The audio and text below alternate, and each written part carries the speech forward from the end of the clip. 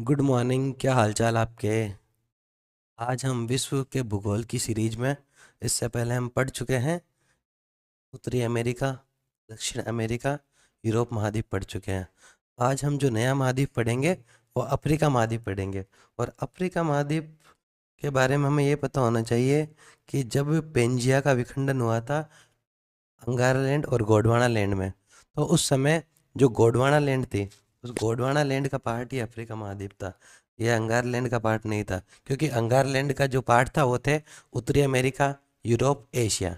प्रायद्वीपीय भारत हो गया, ऑस्ट्रेलिया हो गया, अफ्रीका एंड दक्षिण अमेरिका, ये सब किसके भाग थे? गोंडवाना लैंड के। और अंटार्कटिका भी।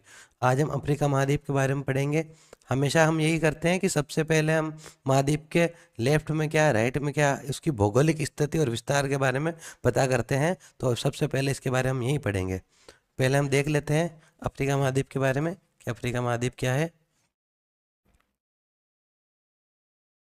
अफ्रीका महाद्वीप, अफ्रीका महाद्वीप के पहले तो उपनाम पढ़ते हैं। इसके उपनाम है भविष्य का महाद्वीप। इसको भविष्य का महाद्वीप क्यों कहा जाता है? क्योंकि जो अफ्रीका महाद्वीप है वहाँ पर बहुत सारे मिनरल्स मिलते हैं, खनिज मिलते हैं, लेकिन अभी तक उनका दोहन नहीं हुआ है। तेल के भंडार है, उनका दोहन नहीं हुआ है।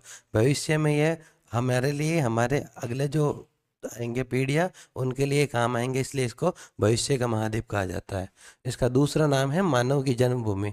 माना जाता है कि जब हम बोलते हैं ना होमोसेपियंस वगैरह से मनुष्यों का उत्पत्ति हुई है, तो वो जो सारे थे यहीं से निकले थे।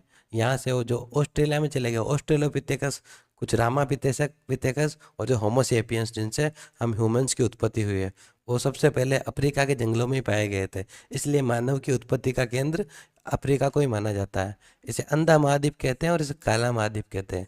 ये किस लिए कहते हैं? क्योंकि जब 19वीं शताब्दी के पहले तक अफ्रीका महाद्वीप के सभी हिस्सों की खोज नहीं हो पाई थी, तो यूरोपीय लोग इसको खोज नहीं पाए थे, तो ये मानते थे कि ये मतलब यहाँ पर पता नहीं क्या है, कुछ भी हो सकता है।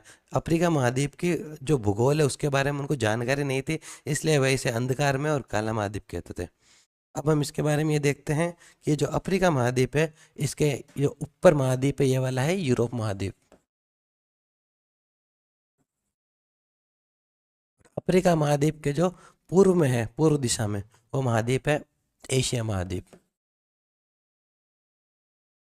एशिया महाद्वीप का जो प्रायद्वीप दिखाया है अरब प्रायद्वीप। ठीक है, अरब प्रायद्वीप।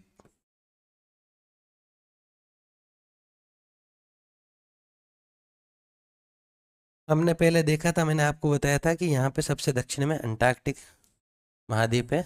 ठीक है, और यहाँ पर अफ्रीका महाद्वीप। अफ्रीका महाद्वीप के पश्चिम में अटलांटिक महासागर है, दक्षिणी अटलांटिक महासागर।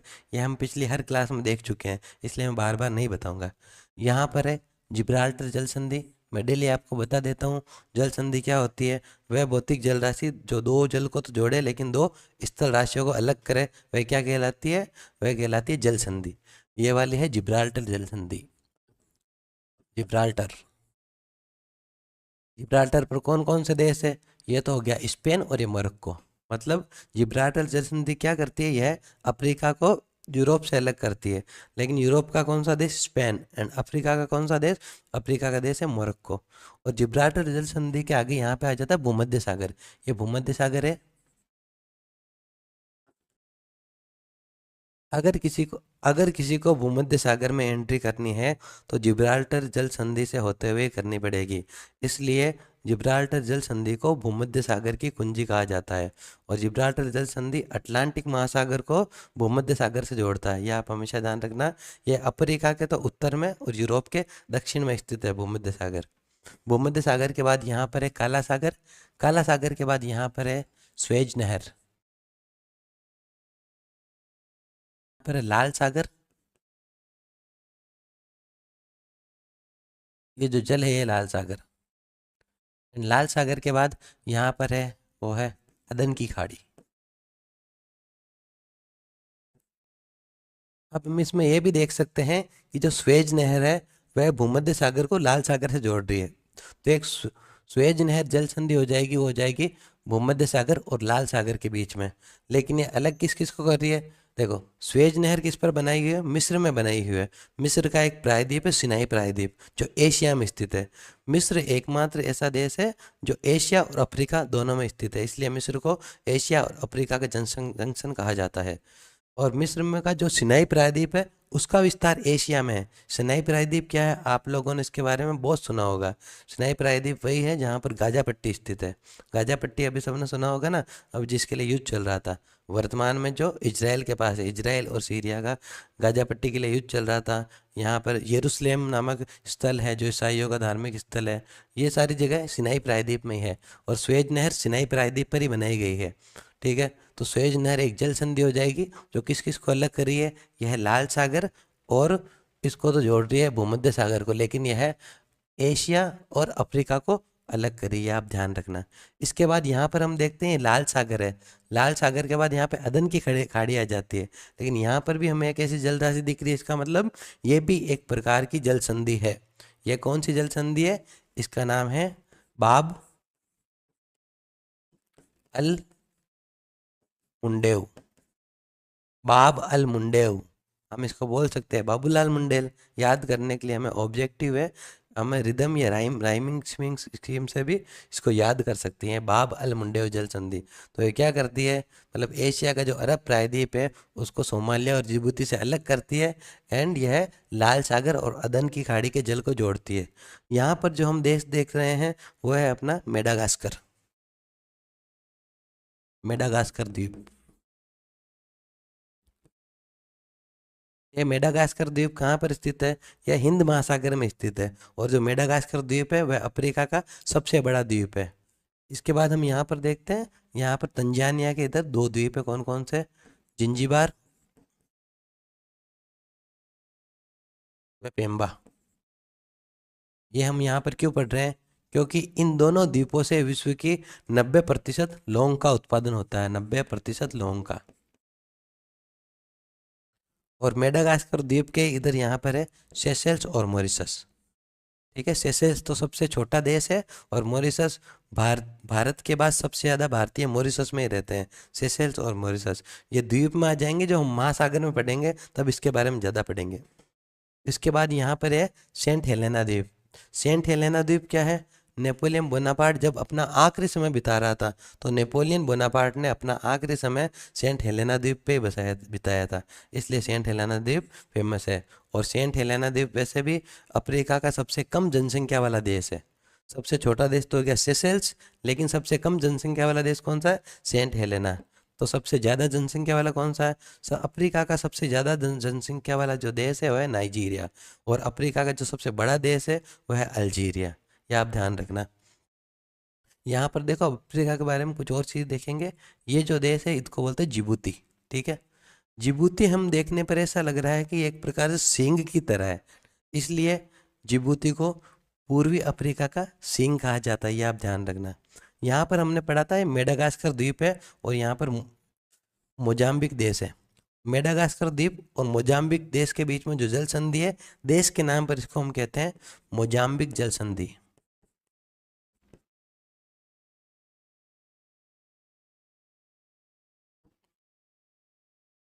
तो हमने अभी तक अफ्रीका में कितनी जल संधियाँ पढ़ ली? एक तो जिब्राल्टर अफ्रीका महाद्वीप की जो जल संधि है वो हम पढ़ चुके हैं। अफ्रीका महाद्वीप की जो सबसे पहली जल संधि है वह है जिब्राल्टर जल संधि। जिब्राल्टर जल संधि स्पेन को मोरक्को से अलग करती है और अटलांटिक महासागर को भूमध्य सागर से जोड़ती है। जो दूसरी जल संधि है वह है स्वेज नहर जल संधि। वो क्या करती है? वह भूमध्य सागर को लाल सागर से तो जोड़ती है, लेकिन एशिया को अफ्रीका से अलग करती है। इसके बाद आती है अपनी बाब अल मुंडेव जल संधि। वह लाल सागर को अदन की खाड़ी से जोड़ती है, लेकिन एशिया का जो अरब प्रायद्वीप है उसको जिबूती और सोमालिया जो अफ्रीका में है वहाँ से अलग करती है। इसके अलावा है मोजाम्बिक चैनल जल संधि, जो मोजाम्बिक के पास में स्थित है, इसलिए मोजाम्बिक चैनल कहते हैं उसे। और ये किस किस के बीच है? अफ्रीका के जो भूमि भाग है वह और अपने मेडागास्कर द्वीप के मध्य। ठीक है, या फिर मोजाम्बिक हो गया और मेडागास्कर के मध्य वो है मोजाम्बिक जल संधि, ये आप ध्यान रखना। और अफ्रीका का सबसे बड़ा देश है वह है अल्जीरिया, सबसे छोटा देश है वह सेशेल्स। अफ्रीका का सबसे ज़्यादा जनसंख्या वाला देश वो तो हो जाएगा नाइजीरिया, लेकिन सबसे कम जनसंख्या वाला देश सेंट हेलेना। और मैंने आपको बता दिया जिबूती को अब पूरी अफ्रीका का सींग कहा जाता है, ये आप ध्यान रखना। और यहाँ पर देखो अफ्रीका में हम देखते हैं जैसे गाड़ी में हॉर्न लगा हुआ रहता है ना, हॉर्न की शेप में ये ऐसे बने हुए हैं एक प्रकार से, इसलिए इसको ना अफ्रीका का हॉर्न कहा जाता है। अफ्रीका का हॉर्न में कौन कौन से देश सम्मिलित है? अफ्रीका के हॉर्न में पहला तो अपना देश हो गया सोमालिया, जिबूती, इरिट्रिया और इथोपिया। ये चारों देश कहाँ पर आते हैं? इन्हें अफ्रीका का हॉर्न कहा जाता है। और जिबूती को पूर्वी अफ्रीका का सींग कहा जाता है, ठीक है। इसके बाद हम यहाँ पर देखते हैं जो अफ्रीका का नीचे वाला भाग है, मैंने आपको पिछली क्लास में बताया था, ये वाला ऐसा पोर्शन जहाँ भी होता है उसको हम कहते हैं अंतरीप, या तो कहेंगे अंतरीप या हम इसको कहेंगे केप। अब केप और अंतरीप तो हमें याद रह गया, लेकिन इससे पहले मैं आपको बता देता हूँ, इससे पहले हमें थोड़ा हिस्ट्री की बात पर जानना है। हिस्ट्री की बात पर कैसे? पहले जब पुर्तगाली लोग या फिर यूरोप के लोग भारत का रास्ता नहीं जानते थे, तब एक पुर्तगाली व्यक्ति था जिसका नाम था बार्थेलेमी डियाज। वह बार्थेलेमी डियाज यहाँ तक पहुँचा था, क्योंकि भारत में आने के लिए यहाँ से तो निकल नहीं सकता जहाज, जहाज़ों को पुर्तगाल से यहाँ से निकलना पड़ेगा। तो पुर्तगाल से निकलना पड़ेगा तो यहाँ पर बहुत सारे स्ट्रॉम आते थे। स्ट्रॉम मतलब तूफान,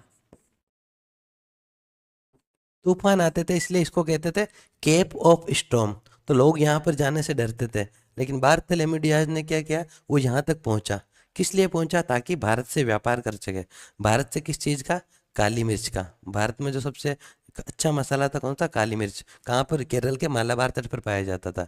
बार्थेलेमी डियाज जब यहाँ पर पहुँचा, कहाँ पर? केप ऑफ स्टॉर्म में, तो उसको एक आशा की किरण, उम्मीद दिखाई दी।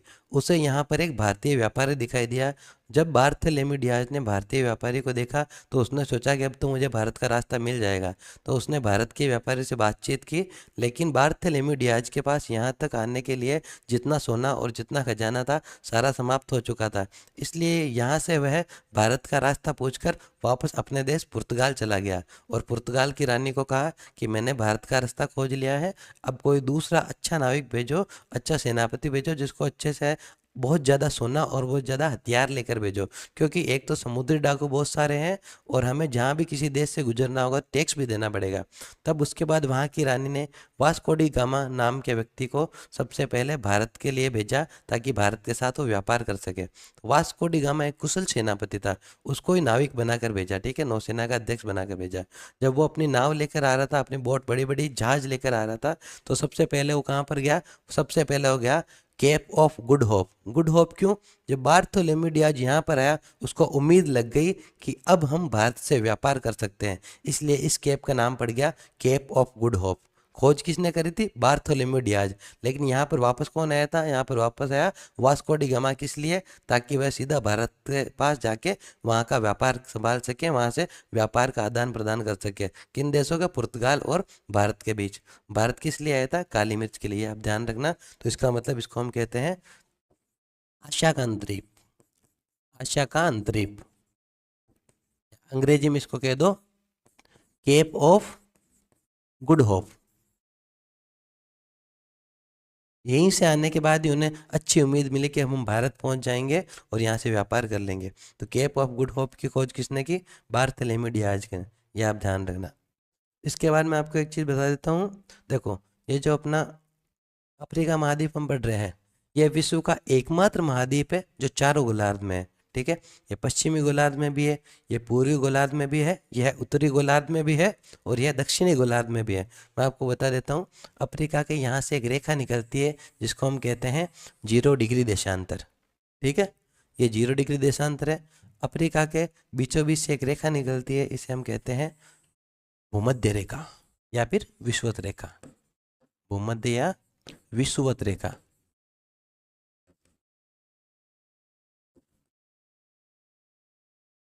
इसके बाद हम देखते हैं अफ्रीका के इस वाले भाग से, यहाँ से मिस्र से होते हुए एक रेखा निकलती है, ये वाली रेखा है कर्क रेखा। और अफ्रीका के सबसे दक्षिणतम भाग से एक रेखा निकलती है, वो है मकर रेखा। इसका मतलब पूरा अफ्रीका हमेशा उष्ण, मैक्सिमम अफ्रीका जो है उष्ण कटिबंध में ही पाया जाता है, इसलिए यहाँ के जो मूल प्रजाति है वो ज़्यादा काले होते हैं, सिर्फ यही इनका मेन रीज़न है। ठीक है, इसके बाद हम देखते हैं, देखो जब ये 0 डिग्री देशांतर हो गया, इसका मतलब ये पश्चिमी गोलार्ध, अफ्रीका का ये वाला भाग है वो पश्चिमी गोलार्ध में आ गया, और अफ्रीका का इधर वाला भाग पूर्वी गोलार्ध में आ गया। और ये भूमध्य रेखा है, तो भूमध्य रेखा के दक्षिण वाला भाग दक्षिणी गोलार्ध में, और भूमध्य रेखा के उत्तर वाला भाग उत्तरी गोलार्ध में आ गया। इसलिए यह विश्व का एकमात्र महाद्वीप है जो चारों गोलार्धों में स्थित है, और जिससे तीनों तो रेखाएं और एक 0 डिग्री देशांतर, चारों रेखाएं इससे गुजरती है। ये बात आप ध्यान रखना। इसके बाद हम देख लेते हैं अफ्रीका महाद्वीप के प्रमुख पर्वत। देखो अफ्रीका महाद्वीप के प्रमुख पर्वतों में जो सबसे मेन पर्वत है जो हमें याद होना चाहिए वो है एटलस पर्वत। एटलस पर्वत कहाँ पर है? एटलस पर्वत यहाँ पर विस्तृत है, एटलस पर्वत श्रेणी।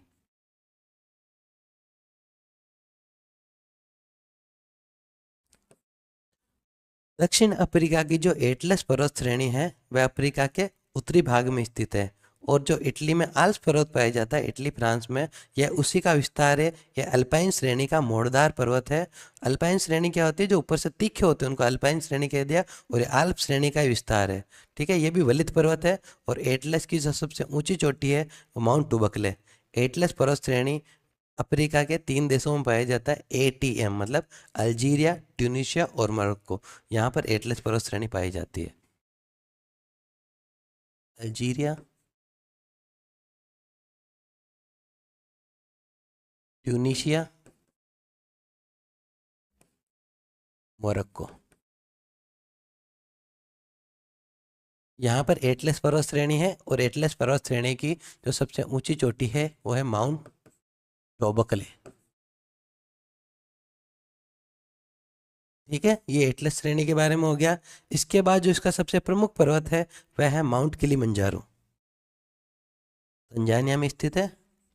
माउंट किलिमंजारो सबसे इम्पोर्टेंट क्यों है? क्योंकि यह इस महाद्वीप का सबसे ऊंचाई पर स्थित पर्वत है। कौन सा? Mount Kilimanjaro. तो अफ्रीका महाद्वीप का सबसे ऊंचा पर्वत कौन सा हो गया? माउंट किलिमंजारो, सबसे ऊंचा पर्वत।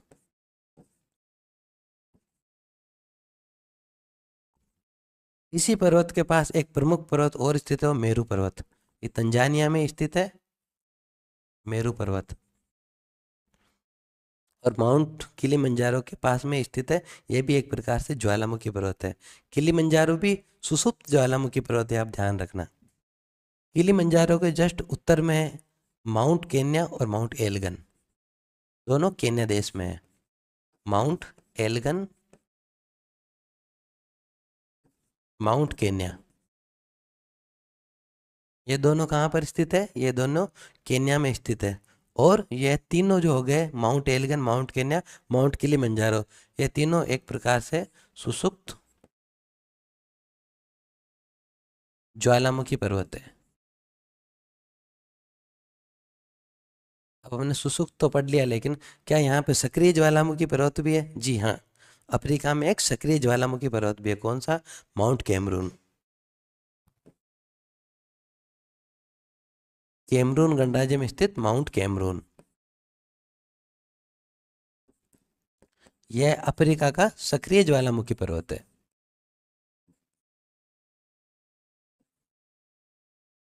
इसके बाद हम देखते हैं अफ्रीका में एक जो दक्षिणतम पर्वत है, सबसे दक्षिणतम, वह है ड्रेकन्सबर्ग पर्वत श्रेणी।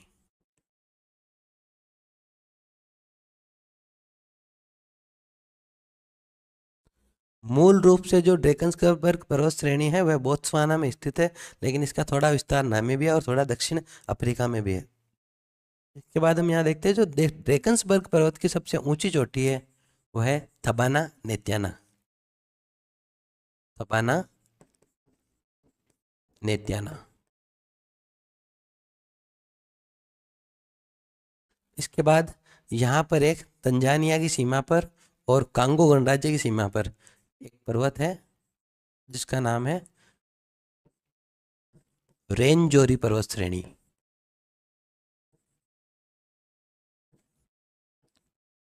रेंजोरी पर्वत श्रेणी पढ़ ली, तो इस श्रेणी की सबसे ऊंची चोटी, रेंजोरी पर्वत श्रेणी की सबसे ऊंची चोटी है माउंट मार्गरेटा।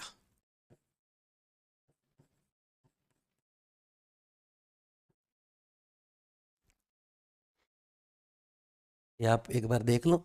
देखो, अफ्रीका महाद्वीप के प्रमुख पर्वत जब हम पढ़ते हैं, तो अफ्रीका महाद्वीप के प्रमुख पर्वतों में सबसे प्रमुख पर्वत है एटलस पर्वत श्रेणी। एटलस पर्वत श्रेणी अफ्रीका महाद्वीप की सबसे उत्तरतम पर्वत श्रेणी है। यह अल्जीरिया, ट्यूनीशिया और मोरक्को में स्थित है। इसकी सबसे ऊंची चोटी है माउंट टोबकले। यह अल्पाइन श्रेणी का वलित पर्वत है और इसकी सबसे ऊंची चोटी माउंट टोबकले है। ठीक है। इसके बाद अफ्रीका महाद्वीप का एकमात्र सक्रिय ज्वालामुखी पर्वत कौन सा है? माउंट कैमरून, जो कि कैमरून गणराज्य में है। सबसे ऊंची चोटी अफ्रीका महाद्वीप की किलिमंजारो, जो कि तंजानिया में स्थित है। इसके बाद अब केन्या और एल्गन, माउंट केन्या और माउंट एल्गन, यह दोनों पर्वत कहाँ पर स्थित है? यह केन्या में स्थित है। यह भी शुष्क ज्वालामुखी पर्वत है। इसके बाद मेरू पर्वत तंजानिया में ही किलिमंजारो के पास में मेरू पर्वत स्थित है। और रेंजोरी पर्वत श्रेणी कांगो देश की सीमा पर स्थित है, जिसकी सबसे ऊंची चोटी कौन सी है? जिसकी सबसे ऊंची चोटी है माउंट मार्गरेटा। आप मार्गरेटा पिज्जा खाते हो ना, वो मार्गरेटा, तो वो नाम तो आपको याद रह जाएगा। इनमें से मुझे आपको पता है कि आप या तो एटलस को याद कर पाओगे या फिर मार्गरेटा को, लेकिन हमें सारे याद करने हैं। इसके बाद अफ्रीका महाद्वीप का जो सबसे दक्षिणतम पर्वत है वह है ड्रेकन्सबर्ग पर्वत श्रेणी। अब जो ड्रेकन्सबर्ग पर्वत श्रेणी है, इसकी सबसे ऊंची चोटी है जो है वो है तबाना नित्याना। और ड्रेकन्सबर्ग पर्वत मुख्य रूप से बोत्सवाना में स्थित है, और बोत्सवाना के अलावा इसका हल्का सा विस्तार है वो दक्षिण अफ्रीका और नामीबिया में भी है।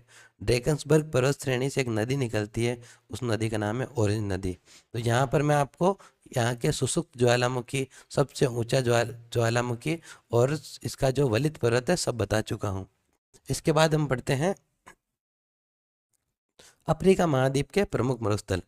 अफ्रीका महाद्वीप के प्रमुख मरुस्थल पढ़ते हैं तो इसमें एक नाम हमेशा आता है, वो नाम है सहारा का मरुस्थल।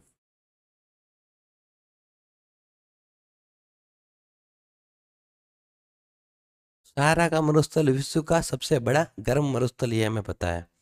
लेकिन सहारा के मरुस्थल में एक जगह है जिस जगह का नाम है अल अजीजिया।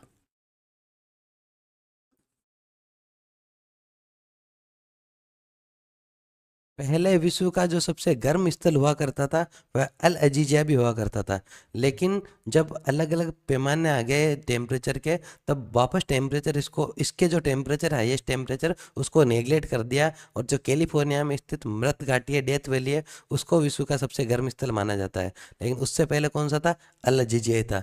जो सहारा मरुस्थल है एक प्रकार से हम्मादा प्रकार का मरुस्थल है। हम्मादा क्या होता है? मरुस्थल आपको पता है 3 प्रकार के होते हैं, इर्ग, रेक और हम्मादा।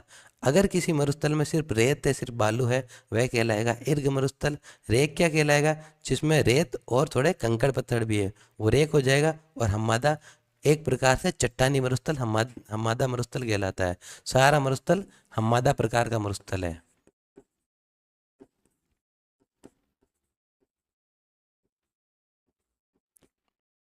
सहारा के मरुस्थल में एक जनजाति पाई जाती है जिसका नाम है बुस्मेन जनजाति।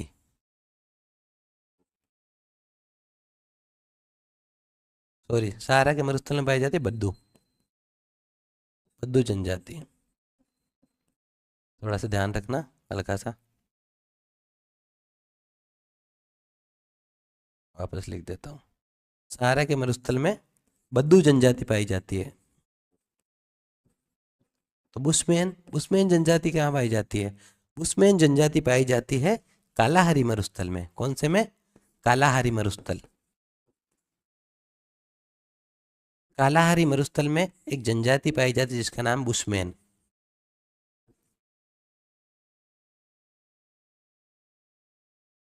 और कालाहारी मरुस्थल क्यों फेमस है? क्योंकि कालाहारी मरुस्थल में बस्टर्ड, जिसको हम गोडाउन भी बोलते हैं, वो सबसे ज़्यादा कालाहारी मरुस्थल में पाया जाता है।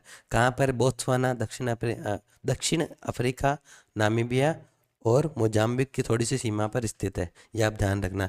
मुख्य रूप से तो इसमें दो मरुस्थल है। अफ्रीका महाद्वीप के दो मरुस्थल कौन कौन से हैं? सबसे पहला मरुस्थल है सहारा का मरुस्थल, और जो दूसरा मरुस्थल है अफ्रीका महाद्वीप का कालाहारी मरुस्थल। सहारा का मरुस्थल है विश्व का सबसे बड़ा गर्म मरुस्थल है। सहारा का मरुस्थल है उसमें सबसे लगभग सबसे गर्म जगह अल अजीजिया है। अब तो मृत घाटी हो गई, लेकिन इससे पहले अल अजीजिया ही हुआ करती थी। यहाँ पर एक जनजाति निवास करती है जिस जनजाति का नाम है बद्दू जनजाति, और यह एक प्रकार से हममादा प्रकार का मरुस्थल है। और जो कालाहारी मरुस्थल है वहाँ पर जनजाति पाई जाती है वह है बुशमैन जनजाति, और यहाँ पर ग्रेट इंडियन बस्टर्ड जिसको गोडाणु कहते हैं वो भी सबसे ज़्यादा मात्रा में पाया जाता है। ये बात आप ध्यान रखना।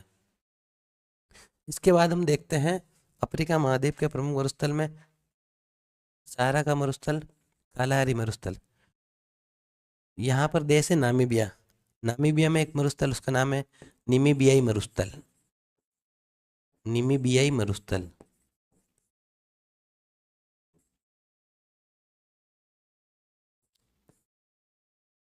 यहाँ पर है नूबियन मरुस्थल।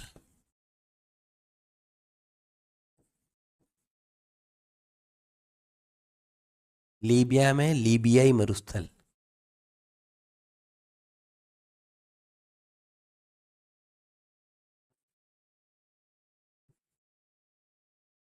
लीबिया देश में है लीबियाई मरुस्थल, ठीक है। कालाहारी मरुस्थल है बोत्सवाना, जिम्बाब्वे और साउथ अफ्रीका, इनकी सीमा इनकी इनके यहाँ पर विस्तृत है। सहारा का मरुस्थल है जो विश्व का सबसे बड़ा गर्म मरुस्थल है। नूबियन मरुस्थल है इरिट्रिया और थोड़ा सा इथोपिया में भी स्थित है। नामीबियाई मरुस्थल है नामीबिया में स्थित है, ठीक है। इसके बाद हम पढ़ते हैं अफ्रीका महाद्वीप के प्रमुख पठार। अफ्रीका महाद्वीप के प्रमुख पठारों में जो सबसे प्रमुख पठार है वह है कतंगा का पठार। कतंगा का पठार। कतंगा का पठार क्यों प्रमुख है? कतंगा का पठार सबसे पहले ये कांगो गणराज्य में है। कतंगा के पठार से दो नदियां निकलती है। कौन कौन सी? एक तो निकलती है कांगो या जायरे,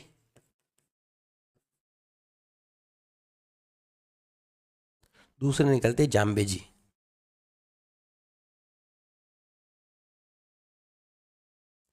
जाम्बेजी नदी है वह मूल रूप से जाम्बिया और जिम्बाब्वे में बहती है, ठीक है, ये आप ध्यान रखना। और जाम्बेजी नदी पर एक बांध है जिस बांध का नाम करीबा बांध। तो जाम्बेजी नदी पर ही विश्व का सबसे चौड़ा विक्टोरिया जलप्रपात स्थित है। विक्टोरिया कौन थे आपको पता है? अफ्रीका महाद्वीप की खोज करने वाले का नाम है लिविंगस्टोन। लिविंगस्टोन ने अफ्रीका महाद्वीप की खोज की तो उसने अपनी वाइफ के नाम पर अफ्रीका की सबसे बड़ी झील का नाम विक्टोरिया झील रख दिया, और अफ्रीका में जो यहाँ पर जलप्रपात है सबसे चौड़ा इसका नाम भी विक्टोरिया जलप्रपात रख दिया। ये आप ध्यान रखना, विक्टोरिया जलप्रपात।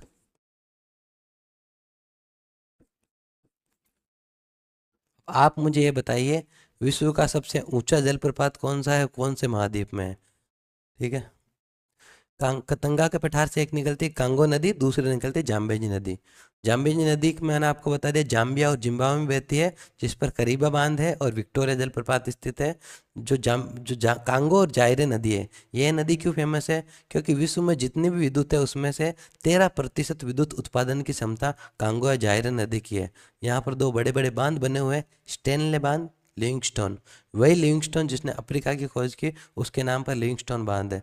और जो कांगो और जायरे नदी है यह अफ्रीका महाद्वीप को दो भागों में बांटती है, प्लस यह भूमध्य रेखा है तो भूमध्य रेखा को दो बार काटती है। देखो हम राजस्थान पढ़ते हैं तो माही नदी पड़ती है, माही नदी कर्क रेखा को दो बार काटती है। यहाँ पर जो कांगो और जायरे नदी है यह भूमध्य रेखा को दो बार काटती है, इसलिए ये अपने आप ही इंपॉर्टेंट हो जाती है। यहाँ पर अपने भूमध्य रेखा, भूमध्य रेखा को दो बार काट दी और इस पे दो बांध है, कौन कौन से? लिविंगस्टोन और स्टेनले। इन बांधों से ही जलप्रपात का निर्माण किया गया है, आप ध्यान रखना। तो किसी प्रकार में कभी आपको ये भी पूछ सकता है कि लिविंगस्टोन वाटरफॉल और स्टेनले वाटरफॉल कहाँ पर है। अगर आप क्रिकेट के शौकीन हो तो आपको दोनों नाम इजीली याद रह जाएंगे, क्योंकि स्टेनले डेल स्टेन अफ्रीका का महानतम बॉलर, और उसके बाद लिविंगस्टोन जो इंग्लैंड का प्लेयर है, उनके नाम पर दोनों याद रह जाएंगे। और विक्टोरिया तो क्वीन विक्टोरिया है ही।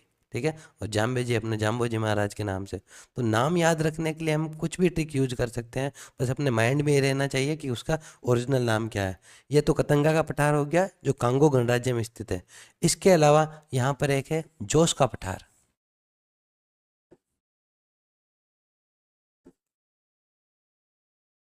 जोस का पठार मुख्य रूप से कहाँ पर स्थित है? ये नाइजीरिया में स्थित है, ये आप ध्यान रखना। और इसके बाद हम देखते हैं अबिसीनिया का पठार। अबिसीनिया का पठार है सोमालिया और इथोपिया में।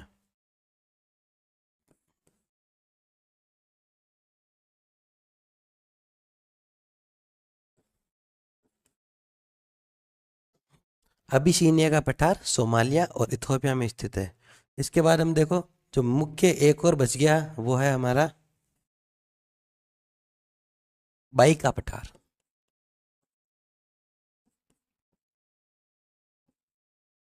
मुझे यह बाई का पठार विश्व में सबसे इजी लगता है याद कराना, क्योंकि अभी कोई एक मूवी आई थी राजी मूवी, उसमें एक गाना था, उंगली पकड़ के तूने चलना सिखाया, बाई के लिए।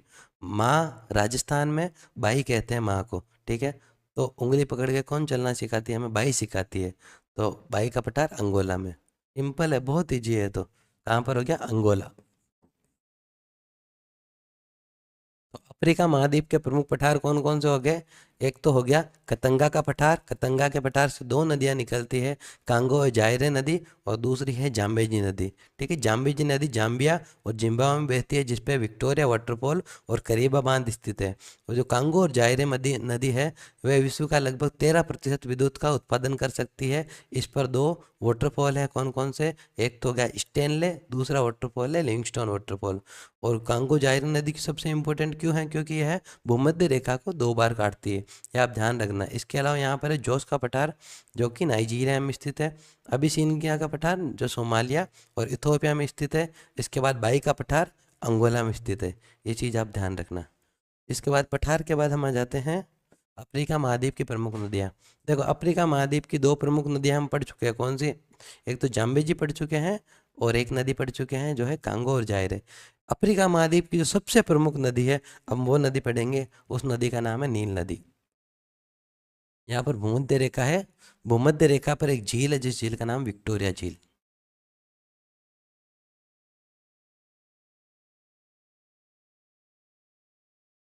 विक्टोरिया झील अफ्रीका महाद्वीप की सबसे बड़ी झील है, ये आप ध्यान रखना। और भूमध्य रेखा पर स्थित है, ये वैसे इंपॉर्टेंट हो जाती है। विक्टोरिया झील से एक नदी की शाखा निकलती है, जिसको अपन कहते हैं व्हाइट नील। सफेद नील हिंदी में व्हाइट नील, या सफेद नील। इस व्हाइट नील पर एक बांध है, उस बांध को कहते हैं ओवन बांध। ओवन बांध। ताना, ताना दे ताना एक झील है।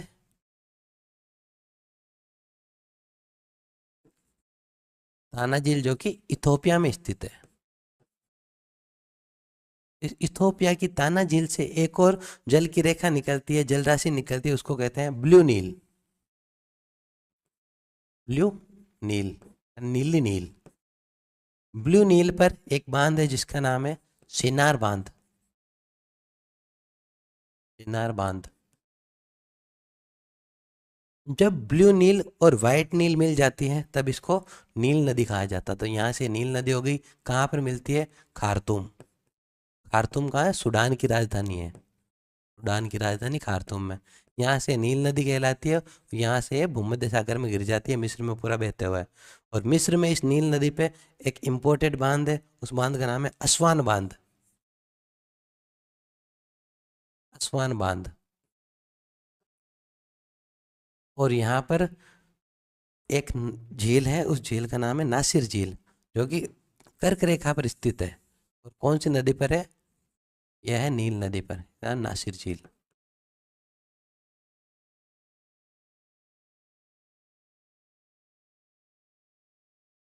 मिस्र को नील नदी का वरदान कहा जाता है, क्योंकि मिस्र की जो सभ्यता है वो नील नदी के तहत ही पनपी थी। अब देखो, नील नदी के बारे में हम सारा पढ़ चुके हैं, मैं आपको एक बार वापस बता देता हूँ। नील नदी का उद्गम मुख्य रूप से वाइट नील के रूप में होता है, जो विक्टोरिया झील से निकलती है। विक्टोरिया झील क्या है? अफ्रीका महाद्वीप की सबसे बड़ी झील है, ठीक है, जो भूमध्य रेखा पर स्थित है। इस पर ओवन बांध है। फिर इथोपिया में ताना झील है, वहाँ से ब्लू नील निकलती है जिस पर सिनार बांध है। अब ये दोनों धाराएं जाकर सूडान की राजधानी खार्तूम में मिलती हैं, यहाँ से ये नील नदी कहलाती है और वहाँ से मिस्र में बहते हुए भूमध्य सागर में गिर जाती है। जब मिस्र में बहती है तो वहाँ पर इस पर एक बांध बनाया गया है, उस बांध का नाम है असवान बांध। और यहाँ पर एक झील है जो इसी नील नदी से बनी है, उसका नाम है नासिर झील, जो कि कर्क रेखा पर स्थित है, ये आप ध्यान रखना। असवान बांध वाला तो मेरा ऐसा है, जब मैं पिछली क्लास में पढ़ाता था वहाँ पर मेरा एक स्टूडेंट था, उसको मैं एक ही सवाल पूछता था बार बार कि नील नदी पर मिस्र में कौन सा बांध है, तो उसको असवान तो याद नहीं रहता, वो स्वान स्वान कहते थे, तो मैं उसको कहता था कि ये स्वान कुत्ता बांध नहीं, असवान बांध है, ये आप ध्यान रखना। असवान बांध नील नदी पर है। तो ये हमारी नील नदी कंप्लीट हो गई। अब नील नदी के बाद मैंने आपको बता दिया कांगो या जायरे नदी और जाम्बेजी नदी। यहाँ पर ड्रेकन्सबर्ग पर्वत मैंने आपको बताया था, ड्रेकन्सबर्ग पर्वत से एक नदी निकलती है, उस नदी का नाम है ऑरेंज नदी। इस नदी के बारे में क्या ही पढ़ना, नाम ही सबसे इजी। विश्व में सबसे इजी नदी कौन सी? ऑरेंज नदी। कहाँ से निकलती है? ड्रेकन्सबर्ग पर्वत से, सिंपल है ये तो। इसके बाद यहाँ पर एक इम्पोर्टेंट नदी आ जाती है, इस नदी का नाम है लिम्पोपो। मैं इम्पोर्टेंट क्यों बता रहा हूँ? क्योंकि मैंने आपको बताया था कि राजस्थान में स्थित माही नदी कर्क रेखा को 2 बार काटती है, अफ्रीका में स्थित कांगो और जायरे नदी भूमध्य रेखा को 2 बार काटती है, वैसे ही अफ्रीका में स्थित लिम्पोपो नदी मकर रेखा को 2 बार काटती है, आप ध्यान रखना, इसलिए इम्पोर्टेंट हो जाती है अपने आप ही। लिम्पोपो नदी इसने काट दिया अफ्रीका, सॉरी, लिम्पोपो नदी ने मकर रेखा को 2 बार काट दिया।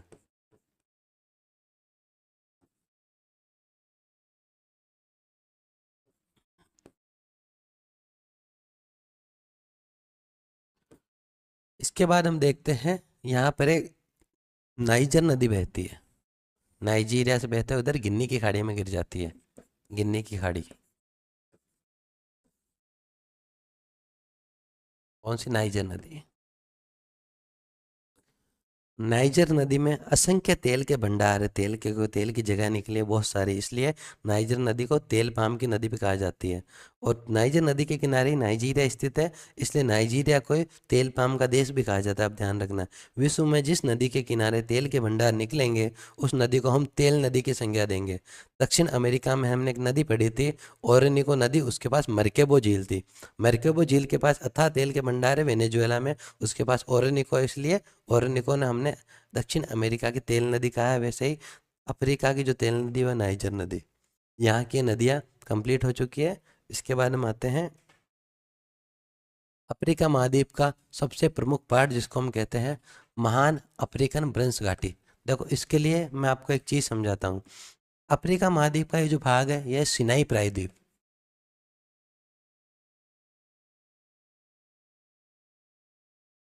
ये मिस्र का भाग है। सिनाई प्रायद्वीप मिस्र का भाग है जो एशिया में है। इसका मतलब मिस्र एशिया और यूरोप दोनों में स्थित है, इसलिए मिस्र को एशिया और अफ्रीका का जंक्शन कहा जाता है। मिस्र अफ्रीका में भी स्थित है और मिस्र एशिया में भी स्थित है, इसलिए मिस्र को एशिया और अफ्रीका का जंक्शन कहा जाता है। मिस्र का सिनाई प्रायद्वीप वाला भाग एशिया में स्थित है, आप ध्यान रखना, ठीक है। अब जब अब जब मैंने आपको पहले पढ़ाया था पहली क्लास में कि जब गोंडवाना लैंड का विखंडन हो रहा था, तो विखंड होते टाइम में अफ्रीका जब यहाँ से अलग हो रहा था तो एक लंबी सी दरार बन गई। वो दरार बनी है सिनाई प्रायद्वीप से लेकर मोजाम्बिक तक। ये अफ्रीका में एक बहुत लंबी दरार बनी है। इस दरार को हम कहते हैं महान अफ्रीकन भ्रंश घाटी या ग्रेट अफ्रीकन रिफ्ट वैली। यह विश्व की सबसे लंबी भ्रंश घाटी है। आप देख लो, पूरे महाद्वीप में फैली हुई है, 2 महाद्वीपों में, एशिया और अफ्रीका में फैली हुई है। सिनाई प्रायद्वीप से लेकर इसका विस्तार है मोजाम्बिक तक। ये आप ध्यान रखना। जो लाल सागर है, ये लाल सागर भी ग्रेट अफ्रीकन रिफ्ट वैली या महान अफ्रीकन भ्रंश घाटी का ही भाग है, आप ये ध्यान रखना। इसके बाद हम यहाँ पे देखते हैं यहाँ की प्रमुख झीलें। अफ्रीका महाद्वीप की प्रमुख झीलें जब हम पढ़ते हैं, देखो, भ्रंश घाटी क्या होती है? एक दरार होती है, जमीन के अंदर दरार। तो दरार हो गई तो वहां पे पानी भर गया तो बन गई झील, ठीक है। तो ग्रेट अफ्रीकन रिफ्ट वैली या महान अफ्रीकन भ्रंश घाटी में कुछ झील है। पहले भ्रंश घाटी की झील पढ़ लेते हैं। भ्रंश घाटी की झील है,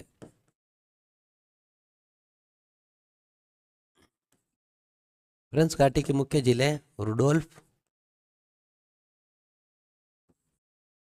Albert, Edward, Kivu, Tanganyika, Nysa,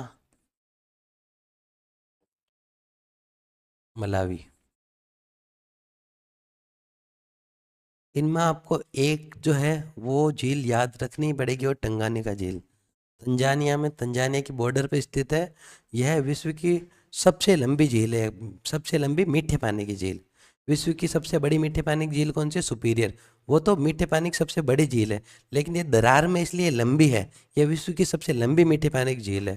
और विश्व की जो सबसे गहरी झील है वो कौन सी है? बेकाल झील है। वो हमने पढ़ा है, जो हम एशिया पढ़ेंगे तब वहाँ पढ़ेंगे। विश्व की सबसे गहरी झील बेकाल झील। लेकिन विश्व की दूसरी सबसे गहरी झील, एक तो ये महान अफ्रीकन ब्रंश घाटी में आ गई, और ऊपर से वहाँ पर और गड्ढा जहाँ पर पानी भरा हुआ है, ठीक है, इसलिए ये एक तो दूसरी सबसे गहरी झील, और विश्व की सबसे लंबी मीठे पानी की झील कौन सी? टंगानिका, सबसे लंबी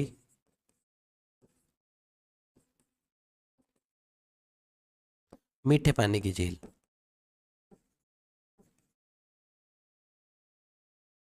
दूसरी सबसे गहरी झील।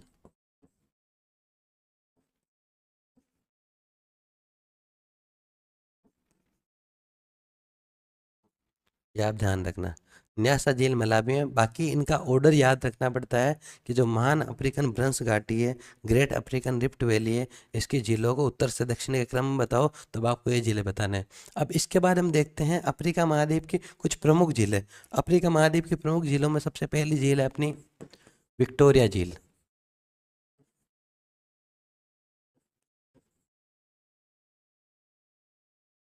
विक्टोरिया झील के बारे में मैंने अभी आपको बताया है। विक्टोरिया झील अफ्रीका महाद्वीप की सबसे बड़ी झील है। दूसरा, विक्टोरिया झील सबसे बड़ी, वह विक्टोरिया झील भूमध्य रेखा पर स्थित है।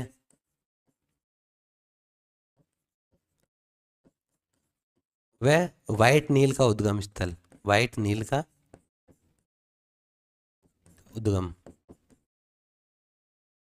ये तो हो गई विक्टोरिया झील। विक्टोरिया झील के बाद जो दूसरी झील है वह ताना झील।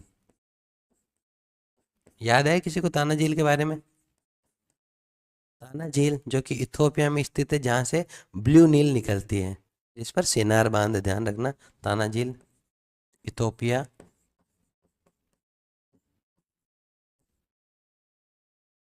ब्लू नील का उद्गम।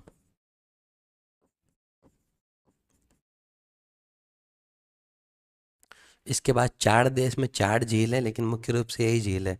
महान अफ्रीकन ब्रंश घाटी की झील है Rudolf, Albert, Edward, Kivu, Tanganyika, Nyasa, Malawi. सबसे इंपॉर्टेंट टंगानिका। और अफ्रीका महाद्वीप की सबसे बड़ी झील कौन सी है? विक्टोरिया झील। भूमध्य रेखा पर स्थित है, व्हाइट नील नदी का उद्गम स्थल है। और जो ताना झील है इथोपिया में है, और ब्लू नील का उद्गम स्थल है सेनार बांध और ओवन बांध। ओवन बांध है ब्लू नील पर, और नील नदी पर कौन सा बांध है? नील नदी पर जो बांध स्थित है उसका नाम है असवान बांध। और नाइजर नदी पर एक बांध है जिसका नाम केंजी बांध, ये आप ध्यान रखना।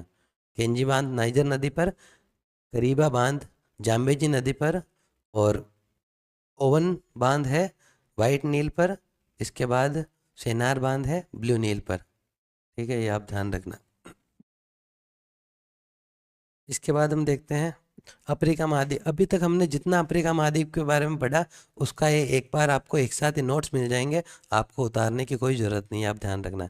मैं आपको एक बार ये पूरा रिवीजन क्लास ही मान लो। देखो, अफ्रीका महाद्वीप की पहले सबसे प्रमुख पर्वत श्रेणियाँ। एटलस पर्वत श्रेणी, मैंने पहले ही चित्र में आपको बताई थी। यह अल्जीरिया, ट्यूनीशिया और मोरक्को में स्थित है। ठीक है, एटलस पर्वत श्रेणी। इसकी सबसे ऊंची चोटी टोबकले, माउंट टोबकले। और यह अल्पाइन श्रेणी का, अल्पाइन वलित पर्वत है। ये आप ध्यान रखना। किलिमंजारो, हमने पढ़ा था। किलिमंजारो जो है वह अफ्रीका की सबसे ऊंची पर्वत चोटी है। कहाँ पर? तंजानिया में स्थित है। तंजानिया में स्थित 5,895 मीटर किलिमंजारो चोटी अफ्रीका की सबसे ऊंची चोटी है। इसके बाद ड्रैकन्सबर्ग पर्वत। ड्रेकन्सबर्ग पर्वत के बारे में मैंने आपको बताया था, ये अफ्रीका का सबसे दक्षिणतम पर्वत है। इसकी सबसे ऊंची चोटी थबाना नित्याना है। इसके बाद माउंट मेरू, जो किलिमंजारो उसके पास ही तंजानिया में माउंट मेरू स्थित है। माउंट केन्या और माउंट एल्गन दोनों केन्या में स्थित है। ये तीनों, एक तो Kilimanjaro, mount Kenya, mount Elgon, ये तीनों सुसुप्त ज्वालामुखी पर्वत है। तो सक्रिय ज्वालामुखी पर्वत कौन सा है? सक्रिय ज्वालामुखी पर्वत है माउंट कैमरून, जो कि अफ्रीका के पश्चिमी तट पर है। आप ध्यान रखना, कैमरून गणराज्य में सक्रिय ज्वालामुखी पर्वत। इसके बाद निम्बा पर्वत। निम्बा पर्वत अफ्रीका का वह पर्वत है जो यूनेस्को की विश्व धरोहर में शामिल है, तो ये अपने आप इंपॉर्टेंट हो जाता है। ये गिनी और आइवरी कोस्ट की सीमा पर स्थित है, ये आप ध्यान रखना। निम्बा पर्वत अफ्रीका का वह पर्वत जो विश्व धरोहर में शामिल है, गिनी और आइवरी कोस्ट की सीमा पर स्थित है। इसके बाद हम देखते हैं अफ्रीका महाद्वीप के प्रमुख मरुस्थल। अफ्रीका महाद्वीप के प्रमुख मरुस्थल मैंने आपको बताया था, जो सबसे प्रमुख मरुस्थल है वो सहारा का मरुस्थल। सहारा का मरुस्थल विश्व का सबसे बड़ा गर्म मरुस्थल है। यह हम्मादा प्रकार का मरुस्थल है। और जो सहारा मरुस्थल है वहाँ पर एक जनजाति पाई जाती है, बद्दू जनजाति पाई जाती है। और यहाँ पर अल अजीजिया नामक गर्म स्थल पाया जाता है। विश्व का सबसे बड़ा मरुस्थल है, गर्म, यहाँ पर बद्दू जनजाति पाई जाती है। सहारा मरुस्थल का मरुद्यान मिस्र को कहा जाता है। यह मुख्य रूप से हम्मादा प्रकार का मरुस्थल है। अल अजीजिया विश्व प्रसिद्ध गर्म स्थल यहीं पर है। फिर कालाहारी मरुस्थल, यह अफ्रीका के दक्षिण में स्थित है। ठीक है, अफ्रीका के दक्षिण में स्थित है। और यह बोत्सवाना में मुख्य रूप से यहाँ पर बुस्मेन जनजाति पाई जाती है। यहाँ पर शतुरमुर्ग पाया जाता है। ये मैं पहले पढ़ा चुका हूँ आपको। नूबियन मरुस्थल इरिट्रिया में स्थित है और सूडान में स्थित है, आप ध्यान रखना। नूबियन मुख्य रूप से इरिट्रिया में स्थित है। इसका हल्का सा भाग इथोपिया में भी है, लेकिन मुख्य रूप से इरिट्रिया में नूबियन मरुस्थल। लीबियाई मरुस्थल कहाँ पर है? लीबिया नाम से बताया, लीबिया में। नामीबियाई मरुस्थल नामीबिया में। इसके बाद हम पढ़ते हैं झीलें, अफ्रीका महाद्वीप की प्रमुख झीलें। चाड झील, ठीक है, चाड झील सारा मरुस्थल की यह सबसे बड़ी झील है, आप ध्यान रखना। कहाँ पर है? चाड में स्थित है। थोड़ा सा पार्ट इसका नाइजर में है। नाइजर और नाइजीरिया दो अलग अलग देश है, ध्यान रखना। नाइजीरिया अफ्रीका का सबसे ज़्यादा जनसंख्या वाला देश है, ठीक है, ये आप ध्यान रखना। विक्टोरिया झील, इसके बारे में अभी बताया था। विक्टोरिया झील भूमध्य रेखा पर स्थित अफ्रीका महाद्वीप की सबसे बड़ी झील है, जिससे वाइट नील नदी का उद्गम होता है। युगांडा, कीनिया, तंजानिया अफ्रीका की सबसे बड़ी नील नदी इसी से निकलती है और इसमें से भूमध्य रेखा गुजरती है। नील नदी मतलब वाइट नील। नील नदी तो तब बनती है जब सूडान में जाकर इससे ब्लू नील मिलती है। सूडान की राजधानी खार्तूम है। टाना झील या ताना झील इथोपिया में स्थित है, जिससे ब्लू नील नदी निकलती है। और कौन सा बांध है इस पे? सेनार। नासिर झील कर्क रेखा पर स्थित झील, नील नदी पर, मिस्र में। ये बता चुका हूँ मैं आपको, ये आप देख लो फिर से। अब भ्रंश घाटी की झीलें। भ्रंश घाटी की झीलें मैंने अभी आपको बताई थी। भ्रंश घाटी क्या है और भ्रंश घाटी जी की झीलों का ऑर्डर कौन कौन सी? Rudolf, Albert, Edward, Kivu, Tanganyika, Nyasa, Malawi. Tanganyika मीठे पानी की सबसे लंबी झील है और विश्व की दूसरी सबसे गहरी झील है। तो विश्व की मीठे पानी की सबसे बड़ी झील कौन सी है? वह है सुपीरियर, जो उत्तरी अमेरिका में है, ये आप ध्यान रखना। और विश्व की सबसे गहरी झील बेकाल झील है। और दूसरी कौन सी होगी? टंगानिका। इसके बाद हम देखते हैं अफ्रीका महाद्वीप की प्रमुख नदियाँ। देखो, नील नदी के बारे में मैंने आपको बताया। नील नदी विश्व की सबसे लंबी नदी है। 608,095 मीटर किलोमीटर तो इसकी लेंथ है। नील नदी अफ्रीका महाद्वीप की सबसे बड़ी और विश्व की भी सबसे लंबी नदी है, आपको पता है। प्रवाह के आधार पर अमेजन नदी सबसे बड़ी नदी है और सबसे बड़ा नदी तंत्र मिसिसिपी मिसौरी का है। नील नदी का उद्गम विक्टोरिया झील से वाइट नील के रूप में होता है और ताना झील से ब्लू नील का उद्गम होता है। ये दोनों धाराएं मिलकर सूडान की राजधानी खार्तूम में मिलती है, जहाँ से ये नील नदी कहलाती है। उसके बाद ये मिस्र में बहते हुए भूमध्य सागर में गिर जाती है। विश्व की सबसे लंबी नदी, 6685 किलोमीटर लंबी, 6685 इसकी लंबाई का तो है। कभी इसकी लंबाई थोड़ी ज़्यादा और कम, क्योंकि कभी ये कम प्रवाहित होती है, कभी ज़्यादा प्रवाहित होती है। झील के पानी के अकॉर्डिंग इसका प्रवाह रहता है।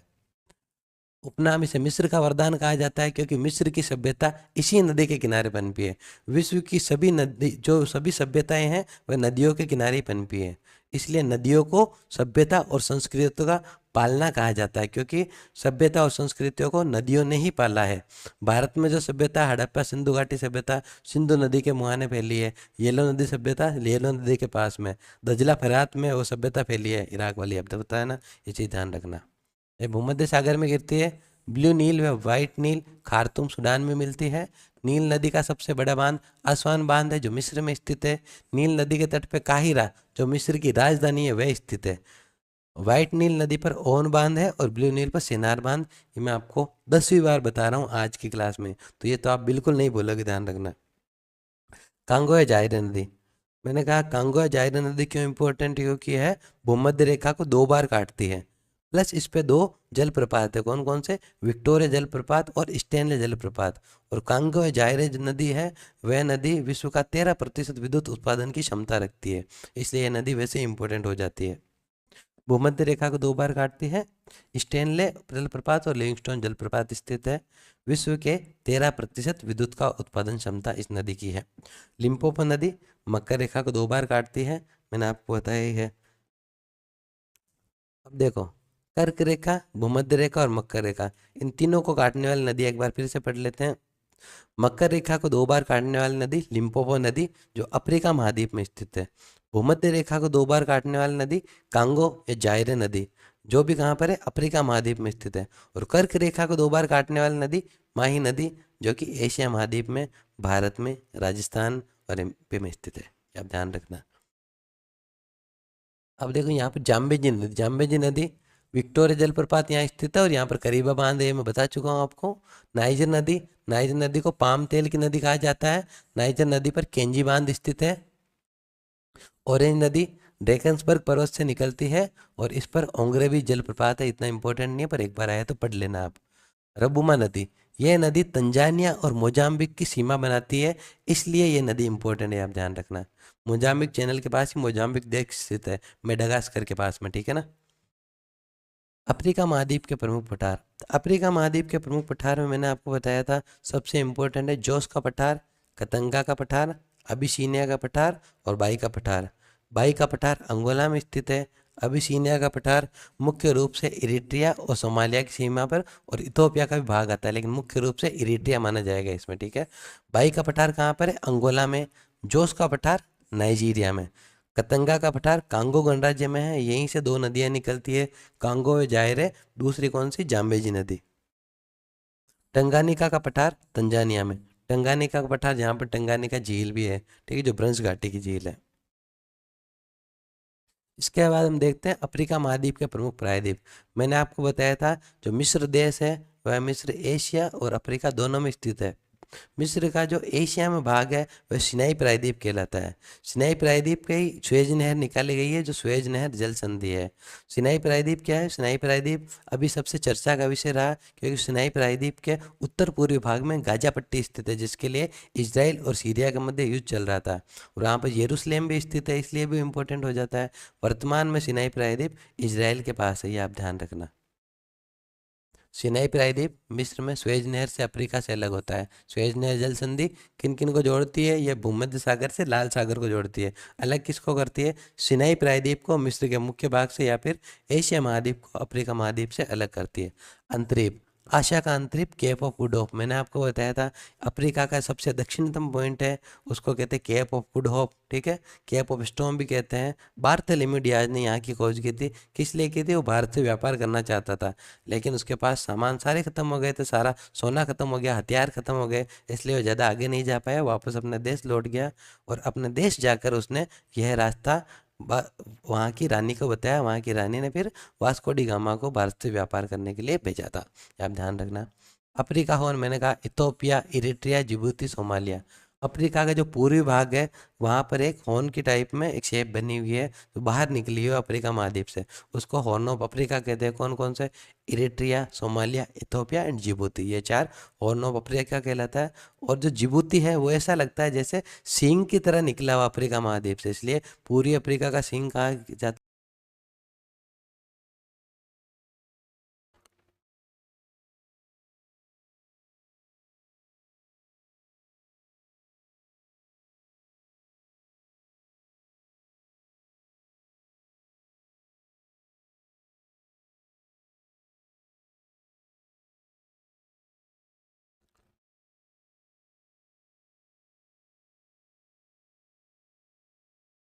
अब हम अफ्रीका महाद्वीप के घास के मैदानों के बारे में पढ़ेंगे। अफ्रीका महाद्वीप का दक्षिण वाला भाग है, यहाँ पर मकर रेखा निकलती है। मकर रेखा के नीचे कौन सा कटिबंध होता है? शीतोष्ण कटिबंध, ठीक है।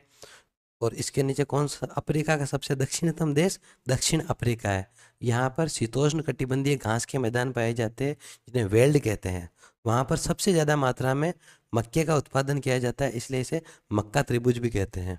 दक्षिण अफ्रीका में शीतोष्ण कटिबंधीय घास के मैदानों को वेल्ड कहा जाता है, इंपॉर्टेंट है। और इसके बाद इसे मक्का त्रिभुज भी कहते हैं, आप ध्यान रखना। और यहाँ पे देखते हैं मेडागास्कर द्वीप, मैंने आपको बताया था अफ्रीका के जो स्थलीय सीमा है वहाँ से मेडागास्कर द्वीप को मोजाम्बिक जल संधि अलग करती है। मेडागास्कर द्वीप अफ्रीका महाद्वीप का सबसे बड़ा द्वीप है। प्रमुख जल संधियाँ, अफ्रीका महाद्वीप की प्रमुख जल संधियों में मैंने आपको बताया था सबसे पहले है जिब्राल्टर जल संधि।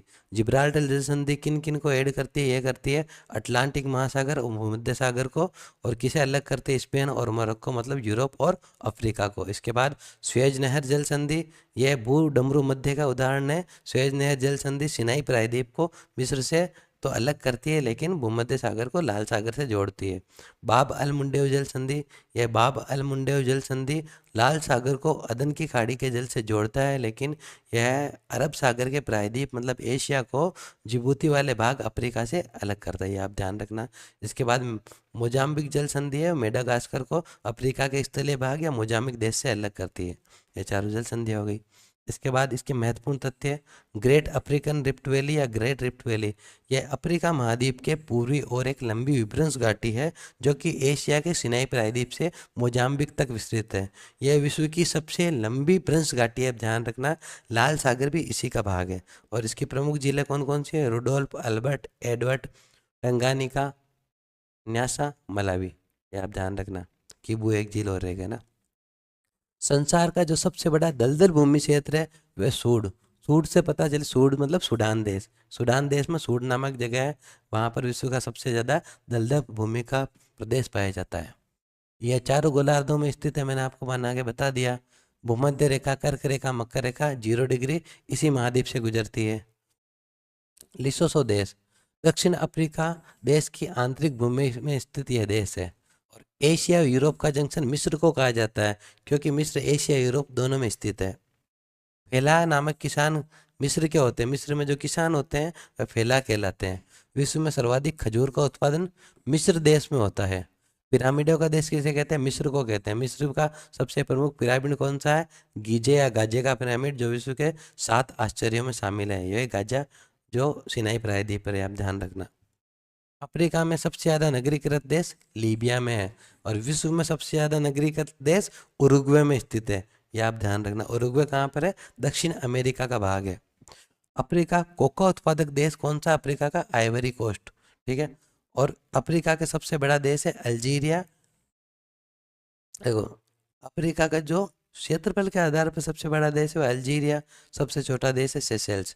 वैसे ही अफ्रीका महाद्वीप का सबसे ज़्यादा जनसंख्या वाला देश है वह है नाइजीरिया, और सबसे कम जनसंख्या वाला देश सेंट हेलेना है। अफ्रीका महाद्वीप का उपनाम सबसे पहले देखे थे हमने, अंध महाद्वीप, भविष्य का महाद्वीप, मानव की जन्मभूमि, काला महाद्वीप।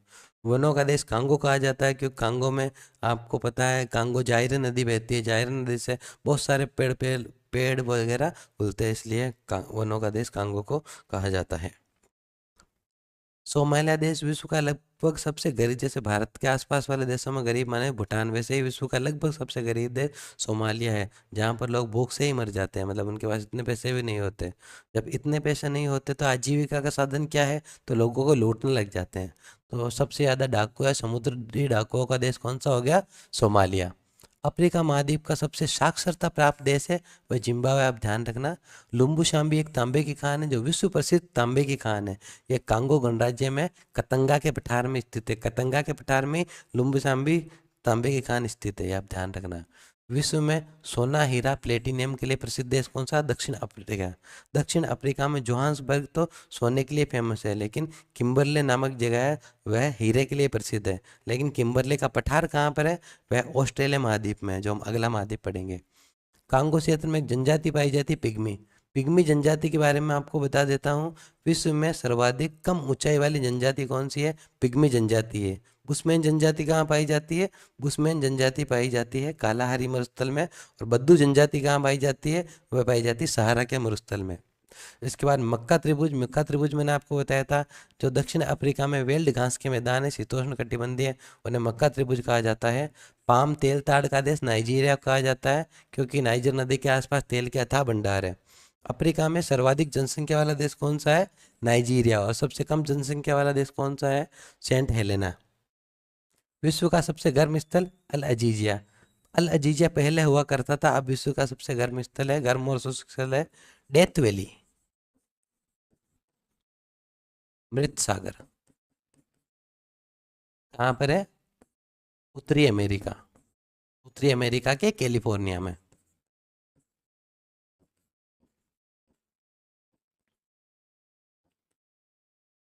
यह सिएरा निवेदा में ही आता है, जिसकी खोज क्रिस्टोफर कोलंबस ने की थी, आप ध्यान रखना। विश्व का सबसे स्वर्ण उत्पादक देश कौन सा है? दक्षिण अफ्रीका, जोहान्सबर्ग नामक जगह की वजह से। सोने की सबसे बड़ी खान आ गया, देखो जोहान्सबर्ग दक्षिण अफ्रीका में स्थित है। विश्व में सर्वाधिक हीरा उत्पादक देश? किम्बरले, मैंने आपको बताया था, लेकिन किम्बरले का पठार कहाँ पर है? ऑस्ट्रेलिया महाद्वीप में स्थित है। हीरे की खान किम्बरले दक्षिण अफ्रीका में। मानव की उत्पत्ति का केंद्र अफ्रीका महाद्वीप माना जाता है, ये मैंने शुरुआत में आपको बता चुका हूँ। और दक्षिण अफ्रीका विश्व का एकमात्र देश है जिसकी 3 राजधानियाँ हैं। एक है प्रिटोरिया, जिसका नया नाम स्वाने है, फिर केप टाउन है, और ब्लोमफोंटेन है।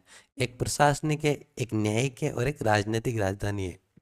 मलावी जो देश है, इसे अफ्रीका का स्विट्जरलैंड कहा जाता है। मलावी में ही न्यासा और मलावी झीलें स्थित है, जो ग्रेट अफ्रीकन रिफ्ट वैली की झीलें हैं। अफ्रीका सबसे ज़्यादा जनसंख्या वृद्धि दर वाला महाद्वीप है, क्योंकि एक तो यहाँ पर साक्षरता का अभाव है, और यहाँ पर सबसे ज़्यादा जनजातियाँ पाई जाती है, इसलिए। जंजीबा और पेम्बा द्वीप, मैंने आपको बताया तंजानिया के पास में स्थित 2 द्वीपीय देश है, जहाँ पर विश्व का 90% लौंग का उत्पादन होता है।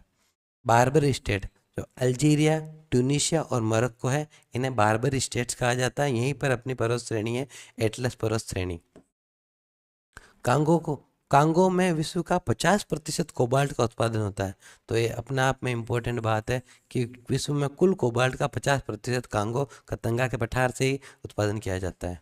जिबूती को पूर्वी अफ्रीका का सींग कहा जाता है, और जिबूती, इरिट्रिया, सोमालिया, इथोपिया, इन्हें हॉर्न ऑफ अफ्रीका कहा जाता है, अब ध्यान रखना। सेंट हेलेना द्वीप अफ्रीका का सबसे कम जनसंख्या वाला द्वीप है, और नेपोलियन बोनापार्ट ने अपना अंतिम समय यहीं पर बिताया था, इसलिए सेंट हेलेना द्वीप बहुत इंपॉर्टेंट हो जाता है।